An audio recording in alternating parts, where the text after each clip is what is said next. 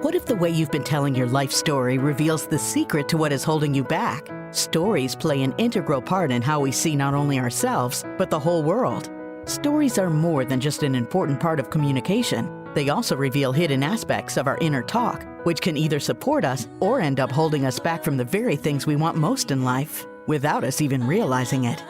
Join author, mindset coach, and award-winning singer-songwriter Carrie Rowan on her show, Look for the Good, every Monday at 5 a.m. and 5 p.m. when she shares nuggets of wisdom from her internationally best-selling book, Tell a New Story, 5 Simple Steps to Release Your Negative Stories and Bring Joy to Your Life.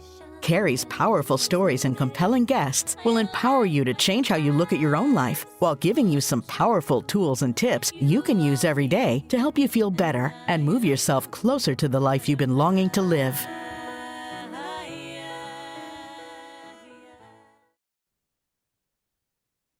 Hello, everybody, and welcome to Look for the Good. I'm your host, Carrie Rowan, and I'm so excited to be here with you today. You know, I'm a mindset strategist, coach, and speaker, and I love sharing nuggets of stories of people's wisdom within those stories. And it's the stories that we tell each other, but it is those stories that we tell quietly up here to ourselves, right, that we really like to dive into. You can join me and my special guests as we share our personal stories of strength and triumph every week here on Dream Vision 7 Radio Network. You can listen online on your mobile device, in your car, or ask Alexa to play Dream Vision 7 Radio. And tune in every Monday at 5 a.m. and 5 p.m. Eastern to get real stories and tips on how to turn your story and your life around. And involve with us as we unite humankind with universal love. So excited to be here with you guys, everybody. Welcome, welcome. I feel like we're still ringing in this fresh new year. And before we get rolling, I just want to say hi to my 2 special guests. Hello, Heather and Yoni. Hi. Um, this is so fun because I don't normally have 3 of us, and I love it. It's a lot more synergy. We're going to talk a lot about stories today, right? You guys know I love stories. We're going to talk about your stories, the good, the bad, and the ugly. And here's the thing, people don't always want to share those stories, right? The ones that hurt us the most, the ones that have sadness and all those other low vibe emotions we don't normally share with other people. But when we come on here and we share those stories, we're talking about the strength within those stories, right? A lot of times, those stories, when we're in the middle of them, we can't always see that it's our turnaround story. We're aware that you don't quite know the ending yet. So I always tell people not to give up on their stories, especially those stories that you think are so awful you can't share with somebody else. Because within those stories really lie our superpowers and our strength are in those stories. So we can learn to embrace those stories. And you can bounce them off each other and use your friends all the time as a real sounding board for your stories, because a lot of times they can see the strength within our stories that we don't always necessarily see ourselves, especially when we haven't gotten over our own story yet, right? When we're still kind of in the middle of it, we don't really know the outcome, what we want. So it's nice to bounce those off of other people who can really help us own it and give us permission to own the strength in the story, even though it might not have the outcome that we wanted to, right? We all have those stories of things that happened to us that we wish didn't happen. Believe me, I've got a share of them. I wrote a whole book about them. And so with all those stories, again, I'm going to say is where our superpowers lie. So don't disregard those stories. But we also love to talk about the good stories too, right? The stories that had that turnaround that we didn't expect, had a good ending, the stories that give us purpose in our lives. So I love talking about all this. I can't wait to talk to you 2 lovely ladies here today. Let me just do a quick little intro here. Is that okay? Sure. So Yoni is a certified health coach specializing in integrative and functional nutrition, former executive director of Breast Cancer Alliance, a national charity. You guys have so much goodness here to talk about. Yoni, give us a little introduction of Heather. Oh, you want me to introduce Heather? Oh, that was a curveball. Heather is amazing. She is a force. She is a survivor. She's an entrepreneur. She is just an incredible human. We had this amazing synergy. We met through a friend at an event. Unfortunately, wound up having a connection through that event, which is why Heather reached out to me about 10 months after. And just through our shared energy and passion for wanting to help other women and make the world a better place and a little lighter and more friendly, we suddenly have this brand new endeavor together of this podcast and resource platform called Her Health Compass. And that is my friend Heather. Yay, that was beautiful. I did put you on the spot there, but you really ran really well with it. And that's the power of the three, right? Like we can sort of do that sometimes, and I love that. So thank you for sharing that. So excited to have you guys on. Let's talk a little bit about that because I'm so excited. You're going to run this on Dream Vision 7 Radio, and you know how special of a place this is. Um, and so talk about what does that entail? What is that going to be? Her health compass. Why is that so important to you guys? Heather, you want to take it? Sure, I'll jump in. First of all, thank you for the nice intro. For those of you just listening, I was blushing, so thank you, Yoni. That was awesome. And Carrie, I love what you said about the power of stories. And I think that's the perfect segue into why Yoni and I created the Her Health Compass podcast and platform. We, as Yoni mentioned, we met, and I will use this phrase a lot when talking about the women that I've met in my own breast cancer journey. But I say we met in unfortunate circumstances, but I feel so blessed to have met her and so many of these amazing women. So as Yoni said, I met Yoni almost a year before my own diagnosis at our friend Rachel Barrett's. She invited me to one of Yoni's lunches that Yoni was organizing, and I was just a guest. And I thought that would be, as you said, the story. That would be my role in the story. I came as a guest. I supported. The story changed for me in that a few months after that luncheon, I reached back out to Yoni and said, hey, so ironically, funny thing, funny, haha, not funny. I was diagnosed with breast cancer. I'm just in it, the double mastectomy and chemo and all of it. And so our story picked up again together. And through that, we realized we had such a connection and such synergies.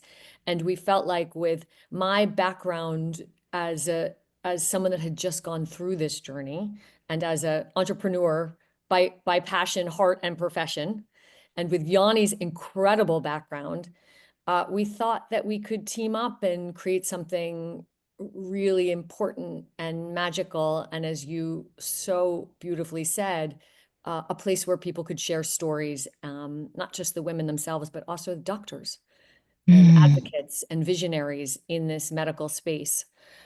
So that's our story. That is amazing. And you think about those moments, right? It's like that. I've heard somebody term it the God whisper, right? Like somebody's like, go to that luncheon, meet Yanni, right? Like all of those little things that we hear that we don't always follow through on. We get the little nudge, the little whisper. So that really felt like a God whisper. And as I'm here talking to you, you have this light shining on you. Do you see that, Yanni? That is like, Yes, she has a halo. it gives me chills. I'm getting chills. There's a little bit of blue to it. It's really a beautiful thing. It's totally a halo on you right now. Thank you. So, so I love that. So do you feel like, was that like a nudge for you, like to make this connection with Yoni, right? Like go to this luncheon, you know?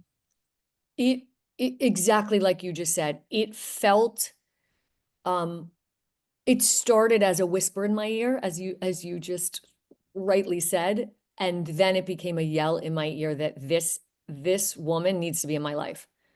And I felt like that since the minute we connected. Like I feel like I've known Yoni my whole life. Wow. Same. And that's how you know it's a I soul think connection. we ironically, I mean, we could both say that about the person, by whom we got connected. And the irony is, or the beauty is that Heather was at that event because she showed up for another one of her women friends, right? And that's what this is all about. And when Heather and I first started talking about, what could she do? How could she get involved? The timing for me was perfect because I was in the midst of debating my own transition. And so to have this vibrant partner who had a parallel story to share, not the same story to share, and to find this way that we could come together and we could sort of rebuild what we wanted to do with the next chapter of our lives, and what did we want to take with us into that journey, and what new did we want to create together. And so we're both so excited about the potential for what this podcast and platform are going to evolve into, and what we're going to be able to offer and teach and share and inspire. And it's just been great. Love that. That's really, really beautiful. And I feel like there's really not a lot out there like this, right? That has the same flavor. There can be similar structure, but what makes this type of work so unique is it can never be what you two bring, because that's only what you possess, right? It's something very special. It's a flavor. It's your stories. It just makes it so personal. And I think that you're getting other people involved in terms of like doctors. You said people who can inspire other women in this. Tell us a little bit about that, and what caused you to really draw the medical piece into it as well. So I'm happy to kick this off, and then Yoni, I would love you to jump in because this Sure. really is your wheelhouse. Mhm. So with my first diagnosis, and one of the themes for me, and one of the themes I share with the many women that I now mentor going through chemo and on this journey, is to control what you can control. And so for me, I like to information gather because I lost control of my own health. And so I wanted to figure out everything I could. So and I'm a big podcaster, love, like I always have headphones in my ears. And I found a lot of wonderful podcast resources, and they were great. And I still listen to them. And Yoni and I will share these amazing podcasts on our resource page. But what was missing for me personally, and what I was sensing was missing from the women that I'm mentoring, is the intersection of, as you said, women telling their own stories, but the medical, concrete medical advice and input, and what's next, what now? So I was diagnosed, what now? How do I make these decisions? What will this feel like? And for me, and I think for so many of the women I mentor, it's the emotions are there, and at least for me personally, they've come in extreme ways after. So I just finished treatment last month, and the emotions are coming. But at the beginning, I went into battle mode. So I actually didn't want to talk about all the feels at the beginning. I was preparing for battle, and part of preparing for battle is arming yourself with all the knowledge. And I felt like there wasn't anything out there with doctors coming on and saying, okay, Heather, um, this is why you should or shouldn't do a double mastectomy. This is what your type of cancer means. This is what it means when lymph nodes are affected. This is what your specific chemo cocktail. So, I Googled and I went down such a rabbit hole. Like, I wanted to know what's a traditional trajectory of a woman with my exact chemo cocktail. Every 3 weeks, the TC combo. What are the side effects? I wanted to know all about what does it mean to cold capping? How does that work medically? And on and on and on. So I knew I could bring the questions and my own observations and my own story and weave in the amazing women on this journey with me, the women I mentor. But what I didn't know and what I couldn't bring to the table was everything Yoni knows. So Yoni, I mean, jump in, but like Sure. this is Yes. you for the past 14 years. Yes. And I bring, two different things. So one is, first of all, we're talking initially in this breast cancer space because it's the space in which we connected. But the important thing is to go back to where Heather started in this journey, right? She came to information about breast cancer she hoped she'd never need and didn't really want to need, but got anyway by virtue of showing up for her friend. And the truth is, breast cancer is not one disease. It's cancers of the breast. And even if you have the same diagnosis as another woman, you don't have the same experience. You bring different familial history, pathology, lifestyle changes. And so part of the podcast is to educate about, God forbid this should happen to you, what do you need to know? Or what should you do in advance to know your risk? What can you do to mitigate your risk, right? So there are those things. And then there is the once you're diagnosed, what should you do next? Who should you see? What should you know about nutrition, about cold capping if you don't want to lose your hair, about surgical options, all of those things. And so I'm not a physician. Heather's not a physician. She was a patient. I know physicians. I know the people who can get on that phone and say to you, here's the truth. Here's what's not true. The truth is that 85 to 90% of breast cancer is totally random. But your health, but your family history still matters. And why is that, right? And then what are other things that correlate in terms of women's health that tie into this? So how does ovarian cancer relate to breast cancer? What does menopause have to do with cancer? And what does it also just mean for women like me who are in our early 50s who are going through it? And how do we each approach it? And then how does lifestyle affect this? What does nutrition have to do with this? Sleep, stress, positivity. I mean, Carrie, your podcast and having a positive outlook, right? Finding the good, finding the joy, finding the light. So that is so critical to outcomes in all different kinds of health scenarios. Think about blood pressure, right?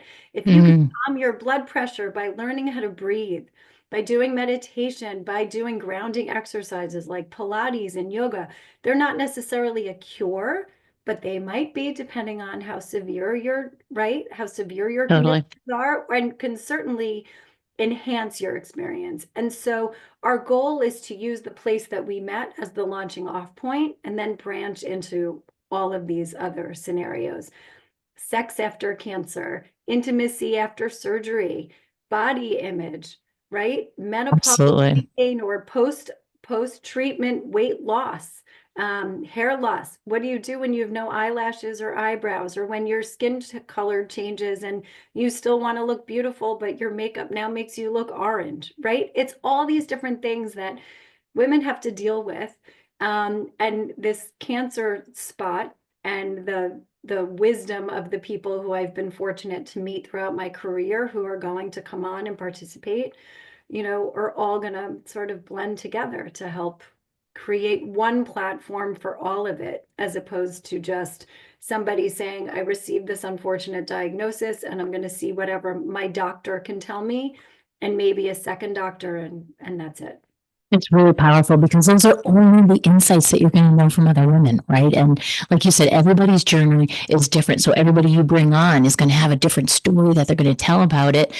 And really awakening all that information that someone might not even know, right? You don't know what you don't know, right? Until you step foot into it. Heather, I'm sure you can speak a lot to that. Like, you don't know what to expect. So to have somebody that can share that with you and to kind of calm some of those rational fears that come up immediately, because now we're in fight or flight, right? You just mentioned, Heather, that you were gearing up for a fight. So how do you bring yourself back? How do you calm yourself? And I love that. You're moving it all in there and you're giving them a resource to go to that will be able to, once you guys start rolling, go through episodes and be like, okay, this is what I need to know today. And things, like I said, that they didn't even need to know. And it's so valuable. It's so huge. You lower the stress level immediately because now they know that there's somewhere they can go to get those answers to the stuff that they didn't even know until they were actually in the situation. And I love that about it. It's very proactive in that fashion. Exactly. One of the quotes that my good friend Jana sent me at the very beginning, and I will say I was not emotional, as I mentioned, during my whole journey. I was in battle mode. I think I maybe cried once. But when she sent me this quote, I got teary, and the quote was, "A warrior never fights alone." And it just sat with me because I realized that I never felt alone because of the amazing women and men, and my male friends also stepped up, my family, my coworkers, and I became humbled and aware, acutely aware that many women maybe don't have that support. So how can we all of us through this platform and beyond create a community where women feel like they have their tribe. And I say to the women, I'm often women's first phone call when they get the diagnosis, just through my mentoring, which is an incredible honor and privilege. But one of the themes I always say in that first call is like, I got you, right? I got you. We Yeah, got you. Huge. that's beautiful. It give me chills with that. And you're breaking the mold, because I'm just going to put this out there. I mean, we're taught to be competitive with each other. We're taught to be like, all those over things. But you're not. For some reason, we are taught to be competitive. So I love that you're breaking that mold, and you're saying, "Hey, arms open. Here we are. Step in. We're here for you. We've got your back when you feel like everything has betrayed you, the world, maybe even God, everything around you, right? The environment has betrayed you in that moment of finding out.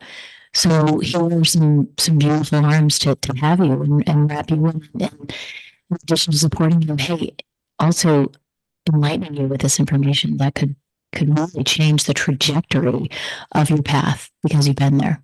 Mm. Well put. Yeah, so powerful. All right, we have to break real quick, guys, but don't go anywhere. I know you're hanging on Heather and Yoni's every word. We'll be right back. Hello, everybody. Welcome back to Look for the Good. It's a really incredible conversation. I've already had goosebumps a couple times here with Yoni and Heather stories. And we were just on the break talking a little bit about something that Yoni heard from somebody famous that really struck her. Tell us a little bit about that. I think they could get a lot from that. So I was listening to a podcast that someone just turned me on to. They said, these girls sound like I imagine you and your friend are going to be. So I want you to listen. And they happened to be interviewing Reese Witherspoon. And I caught very little of the episode because I was, as usual, in the middle of a million things.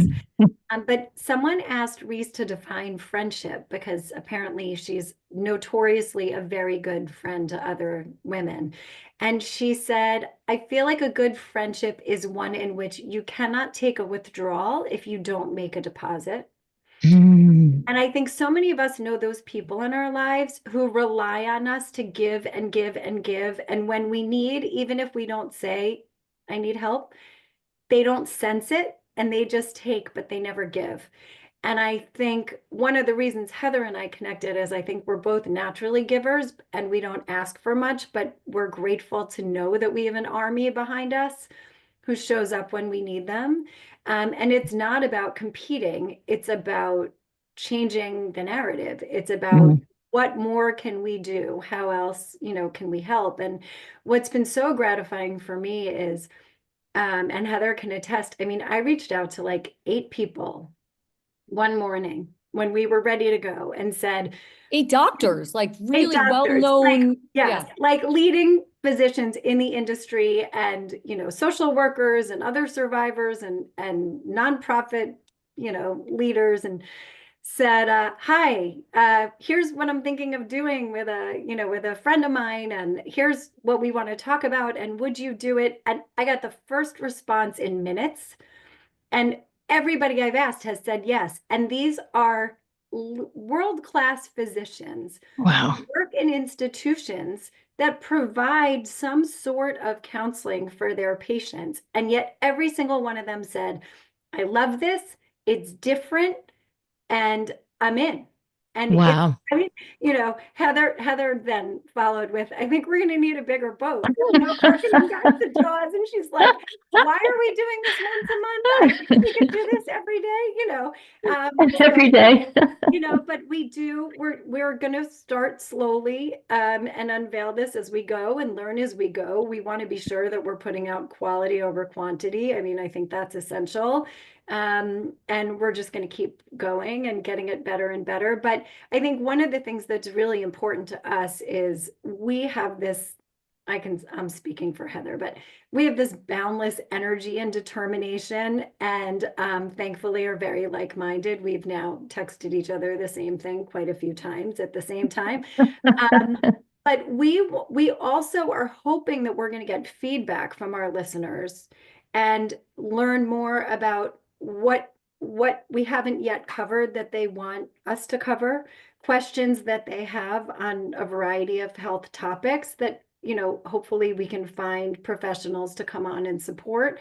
One of the things that we're even talking about, which isn't medically based, but is certainly spiritually based, is who was in Heather's like toolkit, who were the people she pulled out to say like, okay, which of you is going to like step up and take over? And I mean, I don't want to speak for her. I don't think you had to ask. I think you just had people in your life who were like, hold up, you sit back, you get healthy, and I've got you. Mhm. And, I think those stories in and of themselves, like this podcast, right?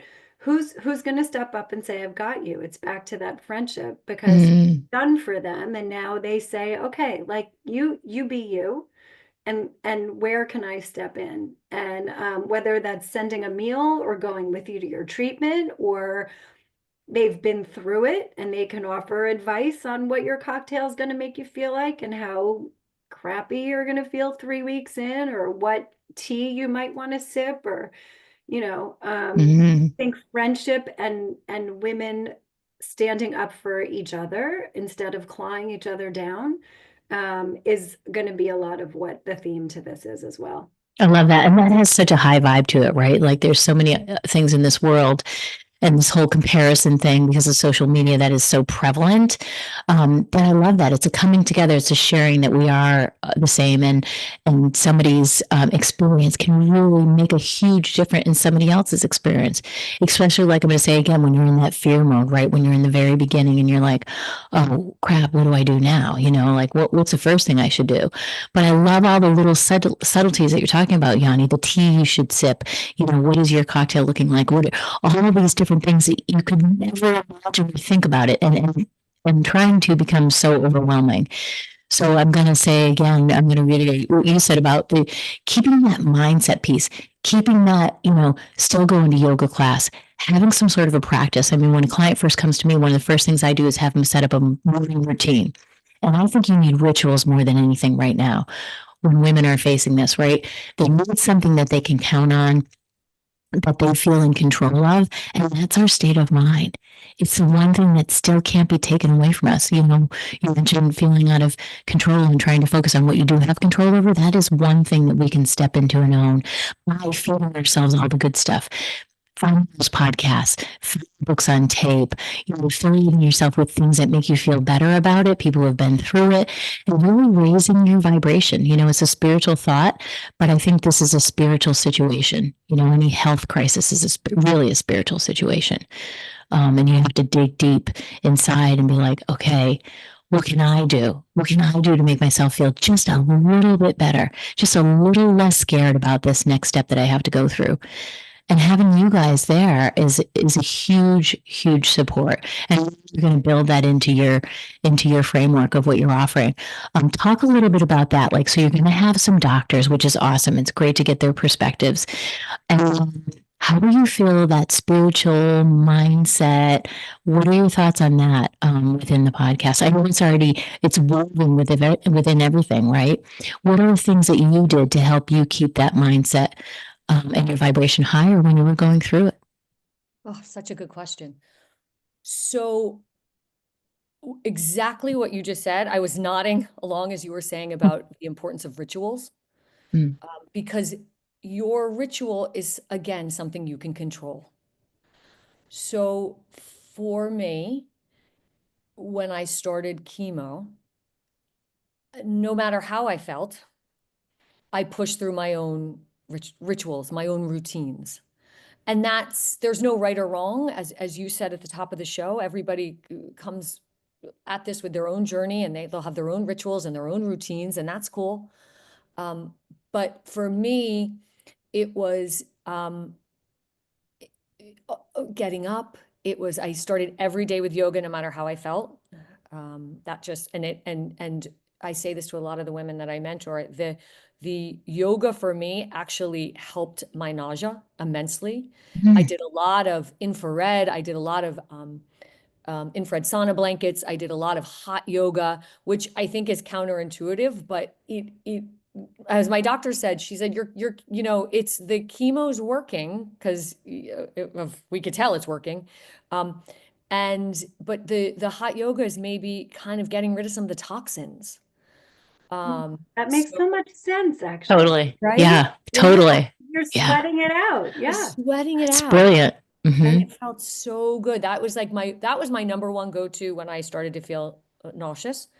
And also just enjoying as much as I could the routines that were in place before, right? Because there's always a before. There's a before diagnosis and after Mm. diagnosis. And so for me, I love starting with yoga. I love a coffee, like the routine. Don't even get me started. If I get the froth right, I have like a frother. If I get the froth right on my coffee, it's like I am like a kid in a candy store. Let's go. Like, woo. So that ritual, and the other part of, I think, my healing and what worked for me, and it's something you both touched on, is this power of friendship. And I I I I wish I could state an entire love letter, which would start like dear friends and family, and it would be a love letter, pages and pages long to my friends and family and coworkers, because it makes such a difference. And one of the episodes that Yoni and I want to do, a standalone episode, is what does that look like? How to be a good friend. Mhm. Shout out to my husband. I mean, that man, we've been married for 26 years, together forever. That man stood up. He was Wow. amazing. And it makes all of these things make such a difference. Part of that, kind of on that theme, and another episode that Yanni and I want to focus on is this is the term that I use, but again, people use their own term. But I had one friend that I called my chief of staff, Amy Dietrich, um, because I wanted all of these people in my life to feel part of the process if they wanted to, and wanted them to know how appreciative I was. But anyone that's gone through this knows you're tired, it's overwhelming. So I needed someone that was point person with all the information, getting stuff out, like just managing all the behind the scenes. She researched doctors. She had like a spreadsheet, was like the intersection of this doctor at this hospital and this, and then where like they all like overlapped. And so someone to take that on. I had a crew. I say to Yanni, it's my Vegas crew. They were the women that were with me when I was first diagnosed. I happened to be in Las Vegas on a trip with these women. I'll give them a shout out. It was Jana, Linda, Allison, Wendy, Amy, and they, for me, intuitively set the tone of what would then become the next 7 months for me. And the tone they set was this. They did a lot of listening, and they said, where are you at? How are we doing? They basically said, Heather, how we doing this? Are we getting on a plane and flying home right now? Like, you tell us. Are we like done with this Vegas weekend? Are we switching gears? Are we getting like in it? Are we getting in the weeds right now, girl? Like, where are we at? And I said, no. I said, what am I? It's a Friday. I was diagnosed on a Friday. Like, what am I going to do? No one's in their offices. Like, what am I going to do? Sit home and stress? And so they said, you tell us. I said, let's stay in Vegas. We went out dancing till 2 a.m. We watched the sunrise. Like, and that for me set the tone of my journey. And so that's what I try to give back to the women. Like, they Mm. said to me, Heather, we got you. So that's what I try to move forward with. See, we don't That even is beautiful. need guests. We don't even need guests on the podcast. We just need that story and the Vegas girls. And I mean, who wouldn't show up for that? But Right. I have to just say one thing, which is, you talk about those letters, Heather, and we do want to do a newsletter. And to get the resources that we're going to be providing on our website as an adjunct to this, we're asking for emails. And there's something to be said about having a newsletter devoted to how do you say thank you, Mm. right?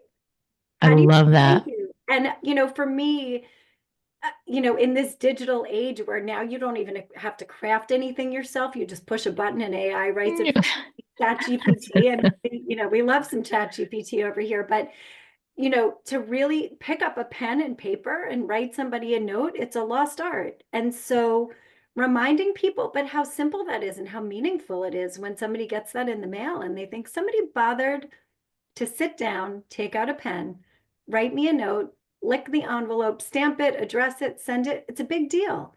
And what are these little like gratitude pieces that you can provide to people in return for everything they've done for you? I love that. And as we know, gratitude is one of the things that changes our mindset quickest. It rewires our brain. But we'll break right now. We'll be right back. We'll talk some more about this. Don't go anywhere. Hello, everybody. Welcome back to Look for the Good. This is a stunning conversation. There's so much goodness in here. I can't wait to hear your first episode with Yoni and Heather. And Her Health Compass is their new podcast radio show. You got to tune in. It's like go live, ladies. February 12th. February 12th. February 12th, 25, it's going to go live. So we talked about gratitude, and I was saying gratitude is one of those things, it seems so simple, but when you make it a practice and you build it into that routine that we talked about, you really can change your brain. You can rewire your brain. Like I have my clients start first thing in the morning. You wake up, you're still up in bed. You haven't even come down to get your coffee just the way you like it yet, Heather. You haven't even stepped down on the stairs yet. You're upstairs, you wake up, you realize you're awake. You find one or two things. It can be, for a long time, I was in love with this new pillow I had. It can be just, talking about that pillow and looking at the heat, the sheets, the person next to you. You can find one thing, the cat curled at your feet. Find one thing to really fine tune and just dive into it. All the little details, how soft the fur is, what it feels like when you purr. Just keep elaborating on that so that you're setting that tone before the stuff hits the fan. Because let's face it, it happens every day. Stuff hits the fan. So you're already trying to manage enough. So if you give yourself that little morsel of time up in bed before you even come down and do your ritual and then build it into that ritual as well, it starts to become this practice because as we know, our minds are so good at looking for what's wrong. That's their specialty. So when you start to shift it, like my podcast, Look for the Good, right? You're starting to shift it and shift it. And pretty soon it comes along. Pretty soon it takes you along for the ride. You don't have to work so hard at it. So share, what did that mean for you? How did you practice your gratitude or whatever you did that was part of your little ritual to bring gratitude or appreciation? I love that we're talking about appreciation for people that supported you. Oh, it's a great question. I'm pausing because there was such an extreme juxtaposition for me with feeling such gratitude that was spearheaded from kind of knowing subconsciously that it would have been really easy to go in the other direction of rage and panic. So I kind of want to hover there for a minute in this conversation because, for the women listening going through this or have friends going through it, it's a lot. It's a lot, man. And so, when you're not feeling great and when your hair is coming out in clumps and when you're just in the weeds, right? I thought if I go that way, if I let myself lean into that, I'm not sure I can come back. And I'm not sure that's, as Yoni said, and she does so much work on this, the correlation between mind, body, health. I knew that wouldn't be right for my healing. Yeah. So the gratitude and the finding joy and love and the friendships, I can't state it enough. It's kind of everything in this journey. I mean, Yoni, you do so much work. I see on Yoni has this amazing Instagram. And I love, like, you almost pictorially capture those moments. Thank you. But there's this saying, you don't know how a woman is like a tea bag. You don't know how strong she is until you put her in hot water, and watch her bloom. And I will say for me, there's a prayer actually in Judaism that Orthodox Jews say every morning the second they wake up, that just thanks God for their body working and being alive to see another day. And I had a very difficult pregnancy, and I was on bed rest in a hospital bed for 12 weeks and on bed rest itself for 16. And I didn't walk. I didn't shower. I brushed my teeth from in bed. I mean, it was incredibly difficult, so many things. And people used to say to me, I don't know how strong you are. And I just said, I just want a healthy baby. Right. And you fix your mind on that. And I would wake up and say, I'm grateful I'm still pregnant.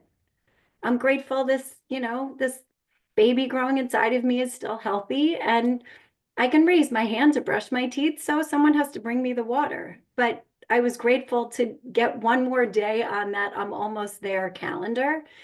And people think gratitude has to be so big, but it really just has to be, I'm grateful for another day. I'm grateful that today my family is healthy. I'm grateful today that I am healthy. I am grateful that the sun is shining, and I'm grateful that there are windows protecting me so I can see it, but I don't have to feel how cold it is outside. I mean, it doesn't have to be something big. So it's so easy to do. And I do find when I think about who my people are, they know how to find that gratitude too. Yeah, because it's like it's contagious, right? Like it's that vibe that somebody has that you're attracted to. That's why you guys connected up. And I love that. I love what you said, because people feel like it needs to be something grand, or they think of course I'm grateful when something good happens, but that's not really what a gratitude practice is. It's a practice, just like getting on the mat. Just like you said, Yoni, it can be something as simple, as any day above ground is a good day. Mm-hmm. Right? It's like it can be something as simple as that. I love the feel of the sunshine on my face. So thank you for redefining that, because I feel like people feel like it needs to be something bigger. It's a beautiful thing. So share with us, do you know what your first episode is going to be about? Or you guys are so excited? Are you keeping it under lock and key? It's about us. Yay. It's Your gonna stories. I'm a little type A, so it's partially, already put together. But there's room for this. We want to serve the listeners well. We want to captivate them, and we want to provide something intentional and important and meaningful in the first episode. So of course they come back and tell other people to listen, but we want room for this because we feel like we've known each other forever and like we're the best of friends. And in reality, we've sat together in person like once other than the event at which we met. Correct. And so, there's a lot of space for us to come together and get to know each other with our listeners, which is, I think, really exciting. And I think is going to make it feel as genuine and honest and real as people, I think, are seeking. Yeah. The people are definitely seeking that personal connection, right? Of that. And let you and understand your stories and the depth of your stories and your connection. There's just so much. You could do 10 episodes on that and not even get enough of it, right? Like we were talking about during the break. Exactly. But there's something that's created with the synergy between you two that's really special. It's palpable. I can feel it here today. And your show is going to be incredible. So I love that you're doing that. Thank you. And we're also we're being cognizant of not overwhelming the audience. So we do have the gift of these incredible physicians who are going to be coming on and sharing, important answers to questions that we know people have about a whole variety of subjects. But we also want to leave room for like Heather said, the squad, what is it? Where are the caregivers in this, and who's standing up for them, and who's checking on them, and what can you do for them, and who are the people who are going with the patients when the spouse or partner, or if they don't have either, who's going with them to listen, so that when you leave the doctor and the patient says, I have no idea what just happened, I'm totally overwhelmed, they say like, I got it. I wrote it down. I recorded it. I love that. Holding your hand and I'm going to tell you what they said. Or, Yonni, just to piggyback on what you just said, because I think it's so important, and it's something that does not get talked about enough. So I just want to create space here to make sure we address it. And that's the role of the partner or spouse. And that's something else that we want to dedicate an episode to. And it stems from one of my original mentors in this process, Diane Chaikin, who's an incredible force, also going through her own journey and battle with cancer. But she really was, for me, the person that first spearheaded in my own mind doing something like this. So I want to kind of honor and thank her. But her husband, Warren, incredible guy, started texting my husband regularly. And I think that the partner, spouses, husbands often get left out of this conversation when we talk about rallying and tribe.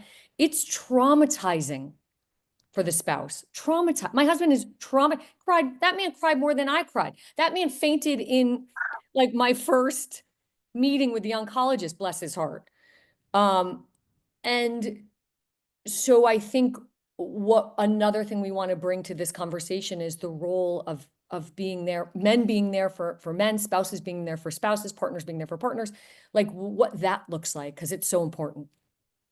Wow. You gave me chill on that again. That's so important. You don't think about that, right? Because how would you know to think about that until you're deep in it, right? And just like what you're saying, that is so huge. And to have another man who's been through it and somehow offering that sort of support, that's really powerful. Really, really powerful. Right. And on the flip side, again, I mean, it's her health compass. We're talking about women, but, we all know women who've been the caregivers for their husbands or their sons or their partners or their best friends who are men. And, I think often people just think like, well, you have that nurturing motherly instinct, like she's got this, but it's also about checking in on them when they're not the patient, when they're the caregiver, and saying like, you're not expected to do everything you've always done and still do this and not break. I will say at one of the first events I ran when I was working in the breast cancer space, we had a speaker who hadn't had breast cancer, but she came to speak at the event in as someone who'd been a caregiver. And someone said to her, like, what do you wish someone had said to you? And she said, I wish they hadn't said to me, you're so strong. Because in the moment they said to me, you're so strong, I was about to break. And I needed to be able to break, and then I couldn't. And I thought that that was also so impactful because I mean, I look at Heather, I think Heather is so strong, but I know that she's also frail because she's human and because it's scary. And so it's the balance of how do you also hold somebody up and empower them, but also allow them to be vulnerable. And I think that that's something else that people have to really think a lot about. And I think, something we'll have to talk about at some point on our podcast as well. Yeah, I love that. It's like, it reminds me of like the parts therapy, right? Where you're talking about all your parts, the strong part, the angry part, the fragile part, the vulnerable part, all the parts of us and all the feelings that go along with it. And when one of those parts wants to come up, we honor that part and we appreciate, we listen to that part and we tell that part it's okay to feel that way. We validate and we listen to all parts of ourselves. And I think that's really, it's a beautiful way to look at it. And to let all those things come up and even in other people that are caregiving us. And I think creating that crew, like you said, Heather, is something I would have never thought about really. Even so much as if we had the spreadsheet, right? Because you don't think about that. And that sort of, it also allows other people who want to help because they do want to help and they say, please let me know. But you don't ever let them know because you're just so busy. It's right. It's like, what would you recommend if somebody says that? Like, I want to help. Would you put them on the spreadsheet? Like, how would you accommodate that for them? Oh, this is a biggie because this is so much a part, I think, of the journey. So when people say, how can I help? My advice to women going through this is to be honest with people and assume best intentions. So what I mean by that, so the honesty part, and I'll just give my own personal example. So I joke that I am an introvert that plays the part of an extrovert really well. And everyone always says, you're not an introvert, because I'm always the first one dancing on the tables, always. Like, I love a party, I love a scene, I love a cocktail, I love it all. But I gather energy from being alone. So I had to say that to friends that wanted to, I was not one of these women that wanted people to come to chemo with me at all. I went with my husband and I listened to podcasts, and he then spent eight hours staring at me. And I was like, babe, you got to get a movie. Like, you know, so that honesty, and I was not someone that wanted meals. I did not, that was, and so they came up with this creative, and they had someone kind of come to my house and help me and my family. So that honesty, I think is really, really important. And the second part, what was I saying before? I had two parts. Damn it. I love what you said, and I want him. We should do the show, because we have so much more to talk about. This is truly, truly incredible, and I really appreciate you guys coming on the show. It's been my honor having you on, Heather. We can put something in the show notes if you think of that second thing you wanted to share. And I just want to thank you guys, because you're changing people's lives and you're showing them that they can too get through it. And it's going from that victim story to a story of empowerment. And there's nothing more beautiful than that. So thank you for sharing that with me today. Well, thank you. And we will continue it, because you're going to have to come on ours. So, oh, I would love to come on your podcast. And thank you guys for being for being vulnerable and sharing your stories with us here today on Look for the Good. And stay tuned, everybody. I'll share with you in the show notes where you can find their amazing show when it launches 2 days before Valentine's Day. And thanks again, everybody. And remember, it is never too late to live your best story. Be well.